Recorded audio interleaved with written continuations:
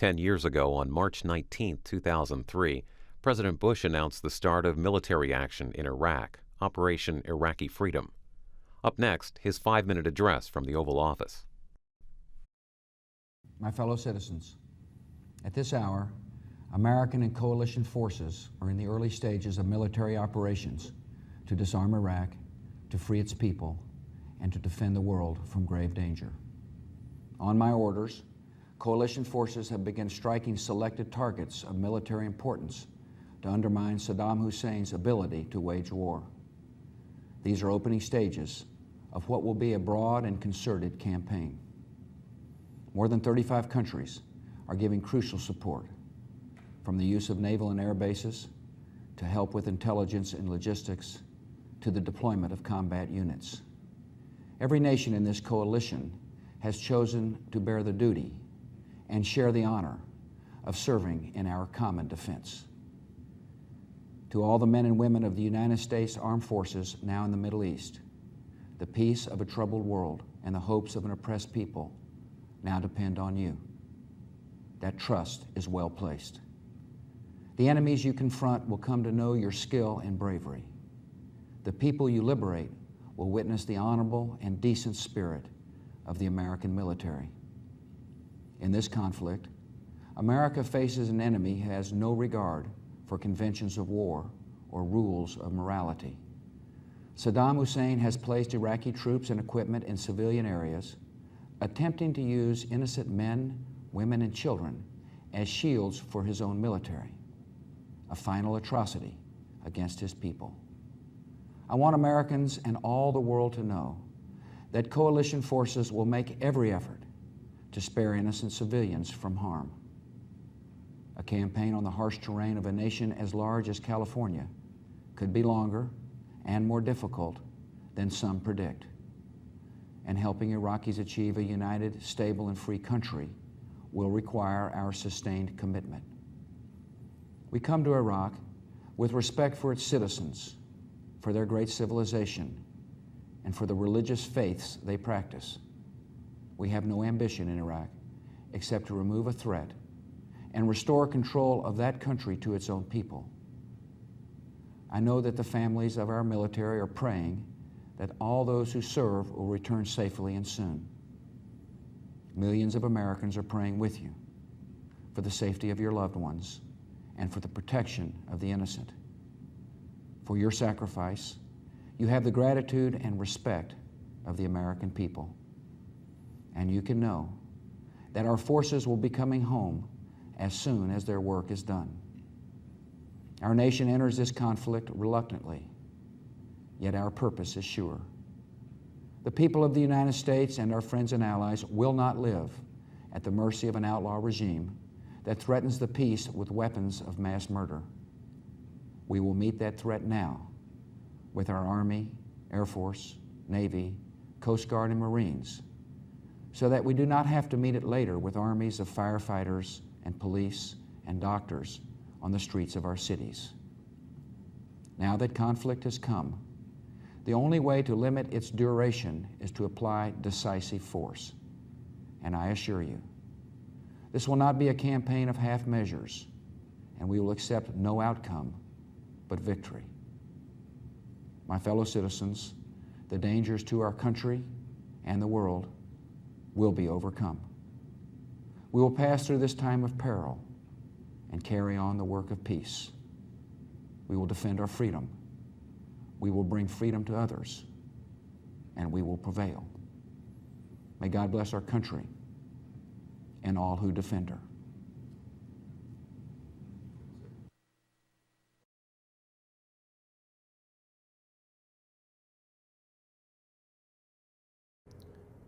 Уважаемые граждане России,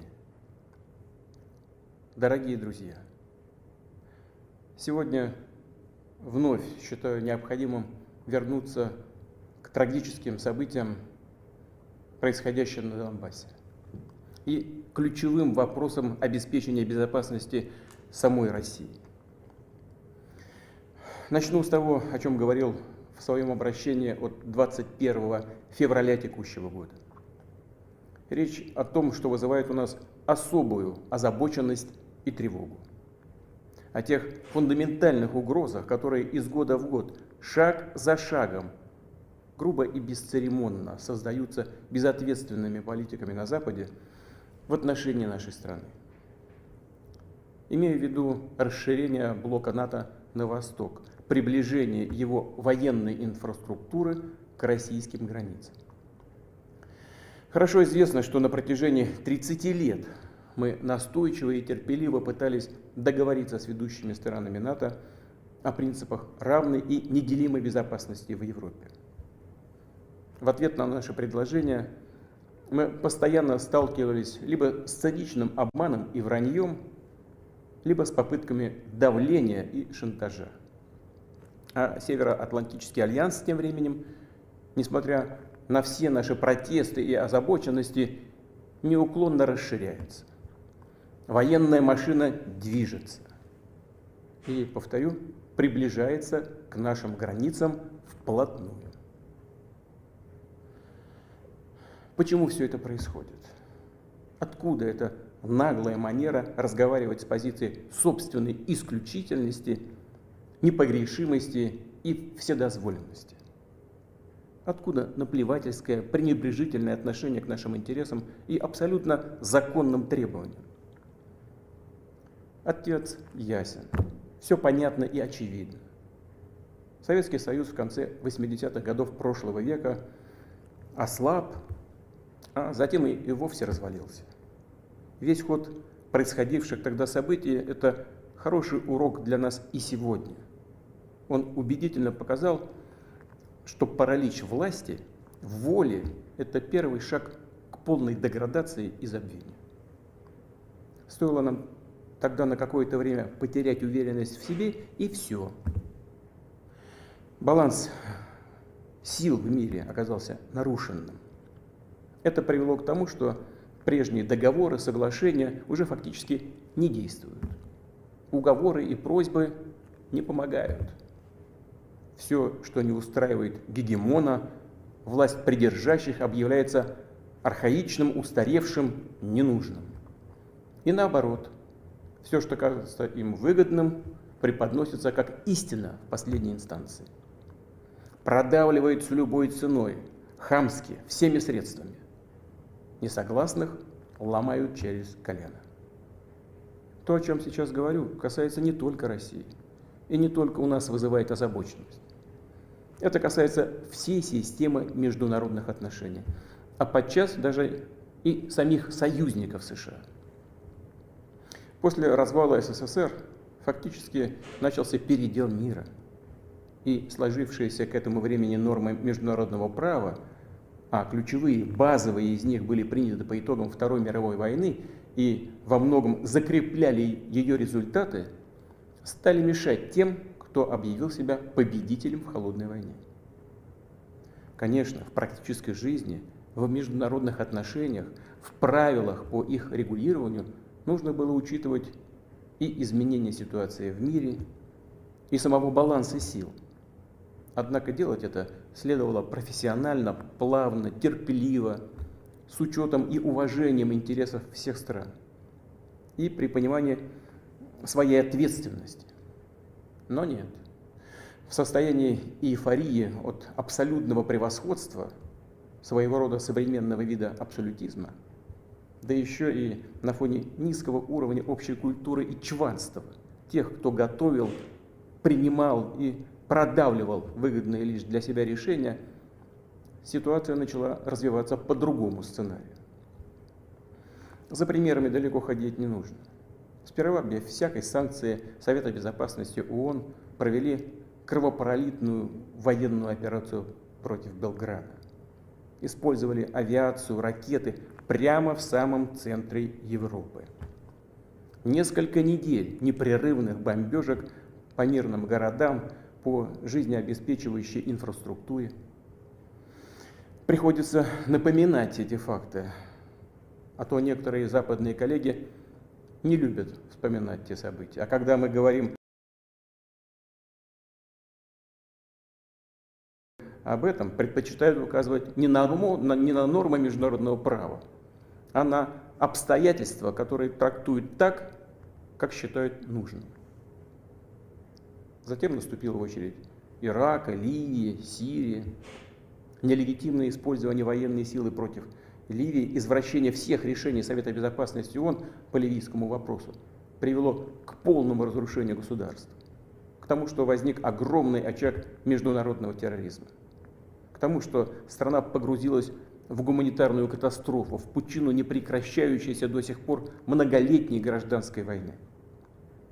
Трагедия, на которую обрекли сотни тысяч, миллионы людей не только в Ливии, но и во всем этом регионе, породила массовый миграционный исход из Северной Африки и Ближнего Востока в Европу.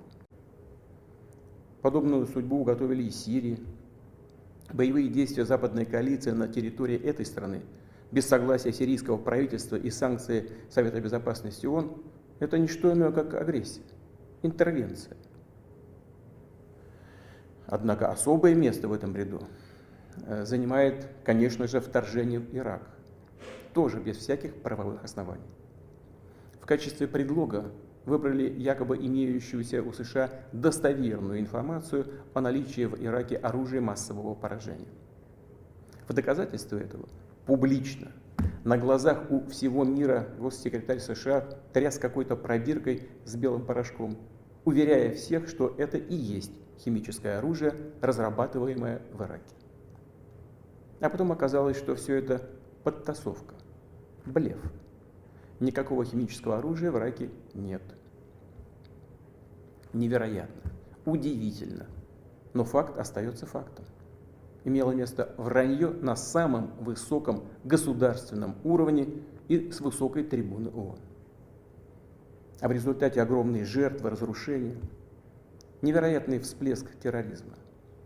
Вообще складывается впечатление, что практически везде, во многих регионах мира, куда Запад приходит устанавливать свой порядок, по итогам остаются кровавые, незаживающие раны, язвы международного терроризма и экстремизма. Все, о чем сказал, это наиболее вопиющие, но далеко не единственные примеры пренебрежения международным правом. В этом ряду и обещание нашей стране не расширять ни на 1 дюйм НАТО на восток.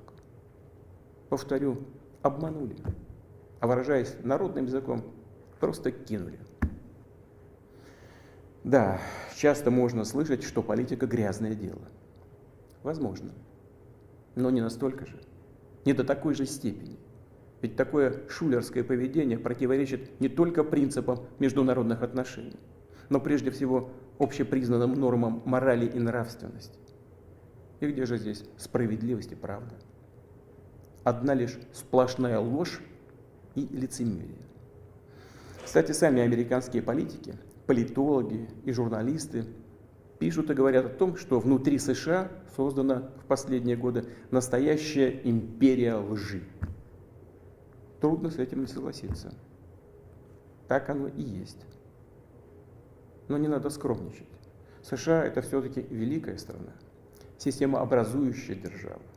Все ее сателлиты не только безропотно и покорно поддакивают, подпевают ей по любому поводу, но еще и копируют ее поведение, с восторгом принимают предлагаемые им правила.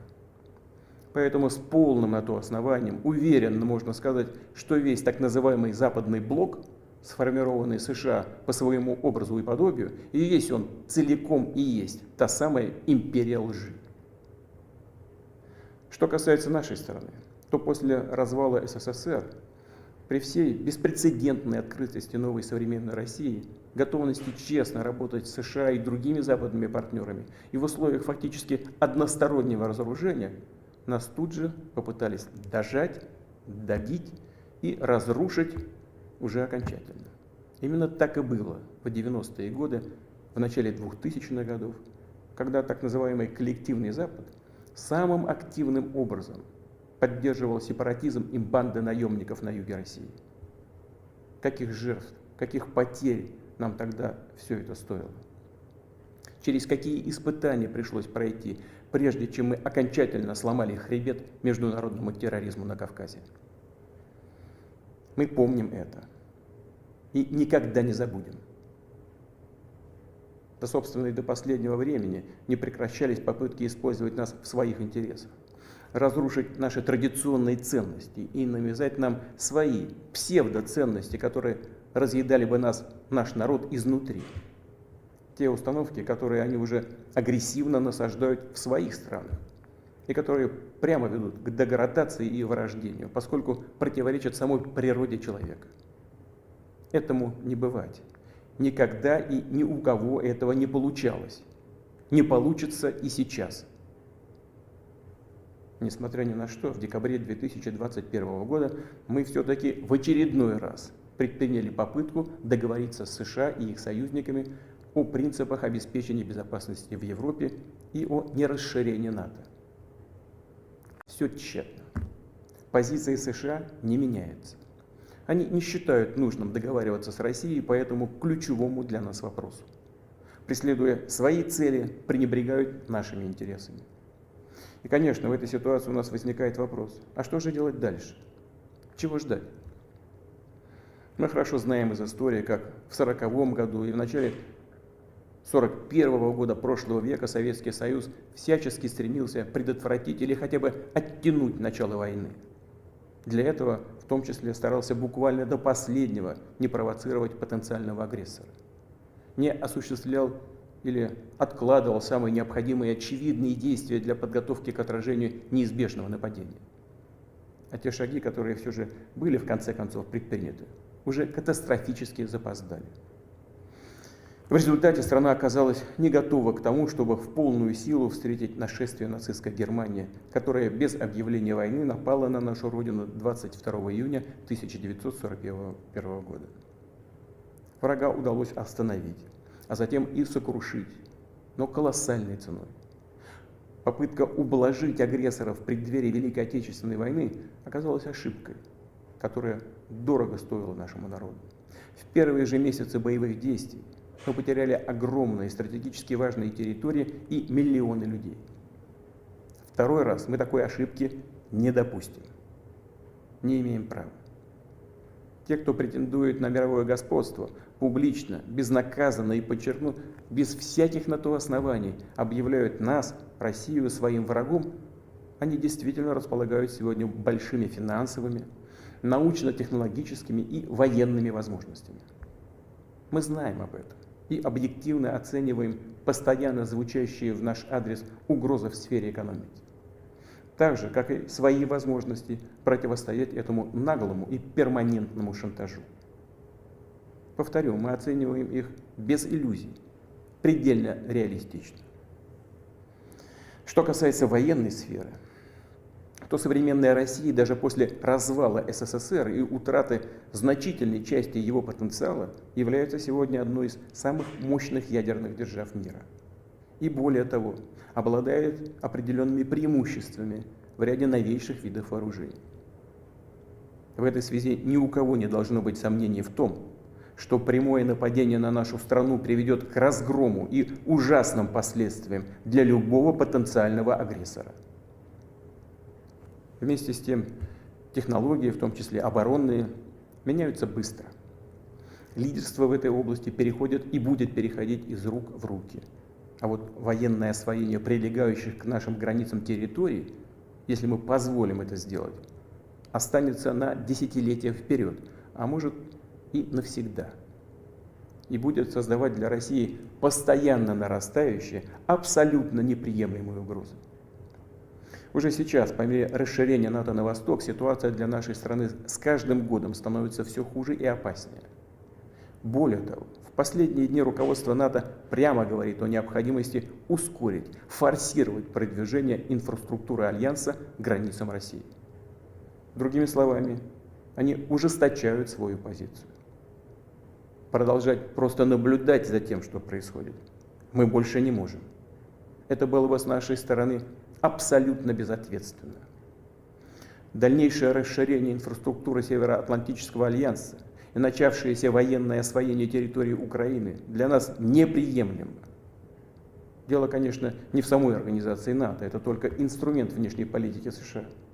Проблема в том, что на прилегающих к нам территориях, замечу, на наших же исторических территориях, создается враждебная нам антироссия, которая поставлена под полный внешний контроль, усилена обживается вооруженными силами натовских стран и накачивается самым современным оружием. Для США и их союзников это так называемая политика сдерживания России. Очевидные геополитические дивиденды. А для нашей страны это в итоге вопрос жизни и смерти. Вопрос нашего исторического будущего как народа. И это не преувеличение. Это так и есть. Это реальная угроза не просто нашим интересам, а самому существованию нашего государства, его суверенитету. Это и есть та самая красная черта, о которой неоднократно говорил. Они ее перешли. В этой связи и о положении в Донбассе. Мы видим, что те силы, которые в 2014 году совершили на Украине госпереворот, захватили власть и удерживают ее с помощью, по сути, декоративных выборных процедур, окончательно отказались от мирного урегулирования конфликта. 8 лет, бесконечно долгих 8 лет, мы делали все возможное, чтобы ситуация была разрешена мирными, политическими средствами. Все напрасно. Как уже говорил в своем предыдущем обращении, нельзя без сострадания смотреть на то, что там происходит. Терпеть все это было уже просто невозможно. Необходимо было немедленно прекратить этот кошмар, геноцид в отношении проживающих там миллионов людей, которые надеются только на Россию, надеются только на нас с вами. Именно эти устремления, чувства, боль людей и были для нас главным мотивом принятия решения о признании народных республик Донбасса. Что считаю важным дополнительно подчеркнуть. Ведущие страны НАТО для достижения своих собственных целей во всем поддерживают на Украине крайних националистов и неонацистов, которые, в свою очередь, никогда не простят крымчанам и севастопольцам их свободный выбор воссоединения с Россией. Они, конечно же, полезут и в Крым, причем так же, как и на Донбасс, с войной. С тем, чтобы убивать, как убивали беззащитных людей, каратели из банд украинских националистов, пособников Гитлера во время Великой Отечественной войны. Откровенно заявляют они о том, что претендуют на целый ряд других российских территорий. Весь ход развития событий и анализ поступающей информации показывает, что столкновение России с этими силами неизбежно. Это только вопрос времени. Они готовятся, они ждут удобного часа. Теперь претендуют еще и на обладание ядерным оружием. Мы не позволим им этого сделать. Как уже говорил ранее, Россия после развала СССР приняла новые геополитические реалии. Мы с уважением относимся и будем также относиться ко всем вновь образованным на постсоветском пространстве странам. Мы уважаем и будем уважать их суверенитет. И пример тому – помощь, которую мы оказали Казахстану, который столкнулся с трагическими событиями, с вызовом своей государственности и целостности. Но Россия не может чувствовать себя в безопасности, развиваться, существовать с постоянной угрозой, исходящей с территории современной Украины. Напомню, что в 2000-2005 годах мы дали военный отпор террористам на Кавказе, отстояли целостность нашего государства, сохранили Россию. В 2014 году поддержали крымчан и севастопольцев. В 2015 применили вооруженные силы, чтобы поставить надежный заслон проникновению террористов из Сирии в Россию. Другого способа защитить себя у нас не было. То же самое происходит и сейчас. Нам с вами просто не оставили ни одной другой возможности защитить Россию, наших людей, кроме той, которую мы вынуждены будем использовать сегодня. Обстоятельства требуют от нас решительных и незамедлительных действий. Народные республики Донбасса обратились к России с просьбой о помощи. В связи с этим, в соответствии со статьей 51 части 7 Устава ООН, санкции Совета Федерации России и во исполнение ратифицированных Федеральным собранием 22 февраля сего года договоров о дружбе и взаимопомощи с Донецкой Народной Республикой и Луганской Народной Республикой, мною принято решение о проведении специальной военной операции. Ее цель – защита людей, которые на протяжении 8 лет подвергаются издевательствам, геноциду со стороны киевского режима.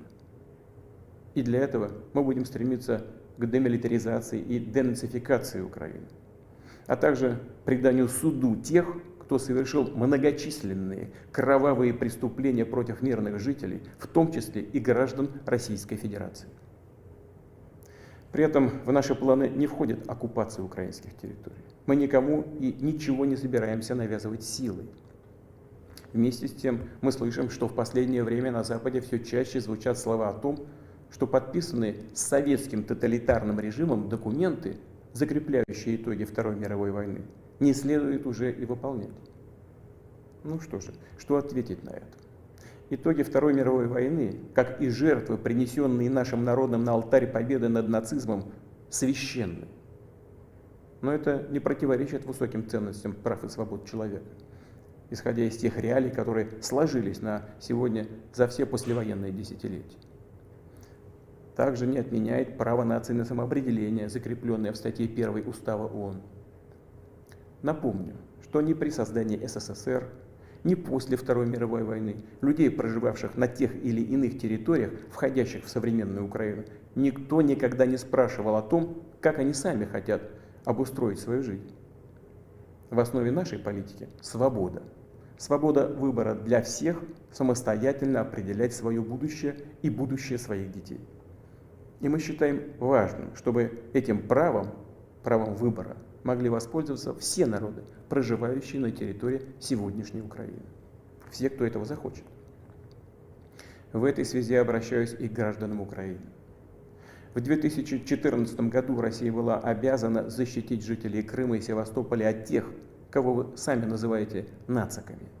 Крымчане и севастопольцы сделали свой выбор быть со своей исторической родиной, с Россией. И мы это поддержали. Повторю, просто не могли поступить иначе. Сегодняшние события связаны не с желанием ущемить интересы Украины и украинского народа. Они связаны с защитой самой России от тех, кто взял Украину в заложники и пытается использовать ее против нашей страны и ее народа. Повторю, наши действия – это самозащита от создаваемых нам угроз и от еще большей беды, чем та, что происходит сегодня. Как бы тяжело ни было, прошу понять это и призываю к взаимодействию, чтобы как можно скорее перевернуть эту трагическую страницу и вместе двигаться вперед. Никому не позволять вмешиваться в наши дела, в наши отношения, а выстраивать их самостоятельно, так, чтобы это создавало необходимые условия для преодоления всех проблем. И, несмотря на наличие государственных границ, укрепляло бы нас изнутри как единое целое. Я верю в это. Именно в такое наше будущее. Должен обратиться и к военнослужащим вооруженных сил Украины. Уважаемые товарищи, ваши отцы, деды и прадеды не для того сражались с нацистами, защищая нашу общую родину, чтобы сегодняшние неонацисты захватили власть на Украине. Вы давали присягу на верность украинскому народу, а не антинародной хунте, которая грабит Украину и издевается над этим самым народом. Не исполняйте ее преступных приказов. Призываю вас немедленно сложить оружие и идти домой. Поясню. Все военнослужащие украинской армии, которые выполнят это требование, смогут беспрепятственно покинуть зону боевых действий и вернуться к своим семьям. Еще раз настойчиво подчеркну. Вся ответственность за возможное кровопролитие будет целиком и полностью на совести правящего на территории Украины режима. Теперь несколько важных, очень важных слов для тех, у кого может возникнуть соблазн со стороны вмешаться в происходящие события. Кто бы ни пытался помешать нам, а тем более создать угрозы для нашей страны, для нашего народа, должны знать, что ответ России будет незамедлительным и приведет вас к таким последствиям, с которыми вы в своей истории еще никогда не сталкивались. Мы готовы к любому развитию событий. Все необходимые в этой связи решения приняты. Надеюсь, что я буду услышан. Уважаемые граждане России, благополучие, само существование целых государств и народов, их успех и жизнеспособность всегда берут начало в мощной корневой системе своей культуры и ценностей, опыта и традиций предков. И, конечно, прямо зависит от способности быстро адаптироваться к постоянно меняющейся жизни, от сплоченности общества, его готовности консолидировать, собирать воедино все силы, чтобы идти вперед. Силы нужны всегда, но сила может быть разного качества. В основе политики империи лжи, о которой я говорил в начале своего выступления, прежде всего лежит грубая, прямолинейная сила. В таких случаях у нас говорят: силы есть, ума не надо. А мы с вами знаем, что настоящая сила в справедливости и правде, которая на нашей стороне.